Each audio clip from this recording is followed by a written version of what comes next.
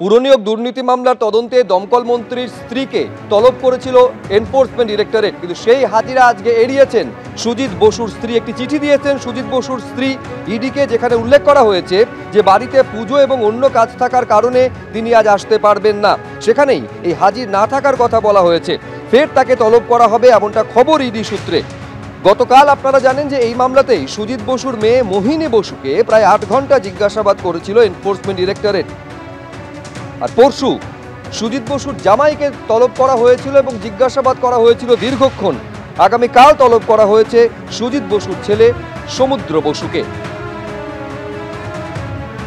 30শে October ওই স্বর্ণ ব্যবসায়ীর ক্ষতবিক্ষত দেহ উদ্ধার করা হয়, আর তারপরেই নাম জড়ায় বিডিও প্রশান্ত বর্মনের, এবং তিনি বারবার দাবি করেছেন যে গোটা ঘটনায় চক্রান্ত রয়েছে।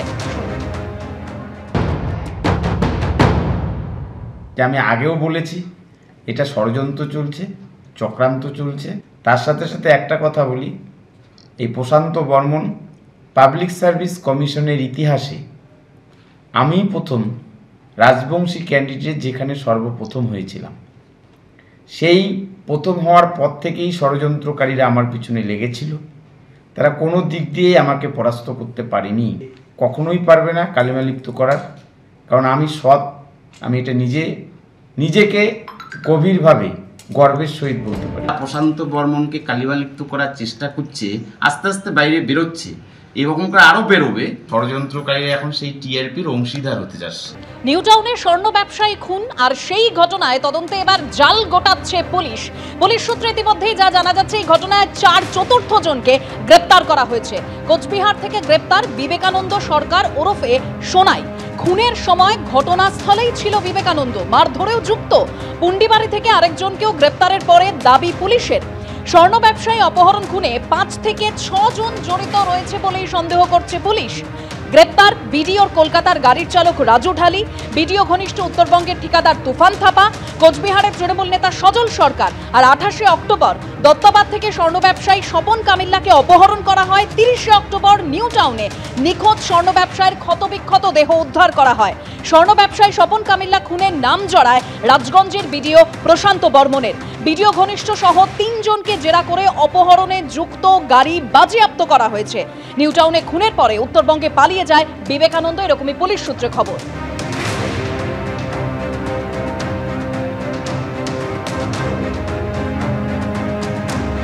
বিডিও প্রশান্ত বর্মন তিনি বলছেন গোটা ঘটনার পেছনে চক্রান্ত রয়েছে।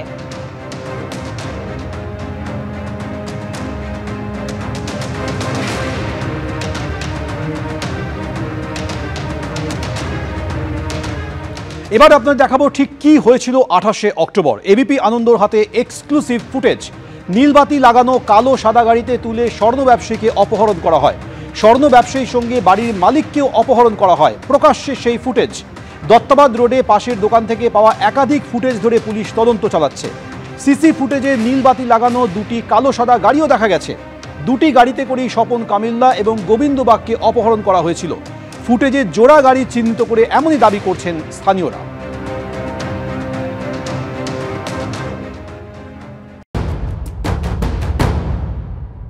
দোকান থেকে ওই সিসিটিভির এটা ছিনল, 4 জন ছিল, আর ভিডিও নিজেও ছিল এখানে।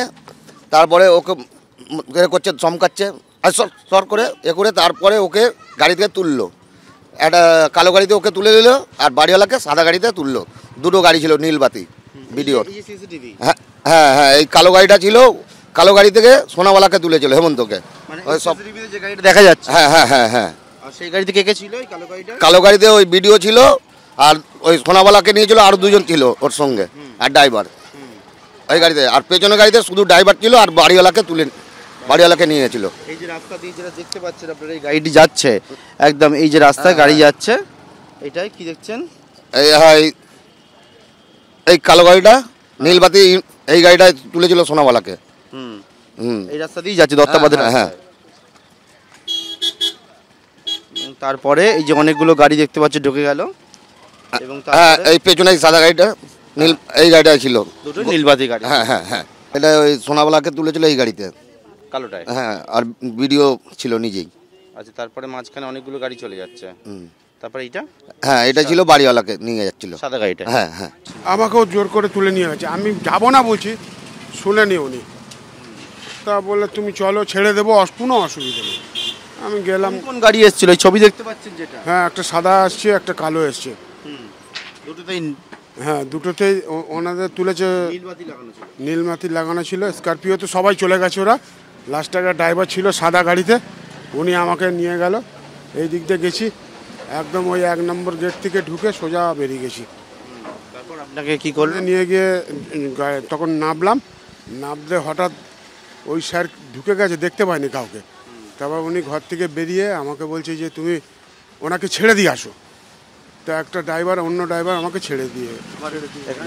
হ্যাঁ, আপনাকে বাড়ির ভেতর ঢোকায়? না না না না। ওই যে উঠানো ওই বাড়িতে? হ্যাঁ। কিন্তু আপনাকে কি কেন নিয়ে গেল, কি জন্য? না, ওটা বলতে পারবো না। আমাকে বললো, হঠাৎ চলে গেছি। ভিডিওকে দেখেছিলেন? ভিডিওকে? হ্যাঁ, উনি তো এসেছিল এখানে। হ্যাঁ, এখানে এসেছিল উনি, প্রশান্ত বর্মন। উনি এখান থেকে বলে নিয়ে গেল, মীমাংসা করে নেবো, ছেড়ে দেবো। পরে শুনছি ওনাকে মেরেই দিয়েছে। এবিপি আনন্দ, এগিয়ে থাকে, এগিয়ে রাখে।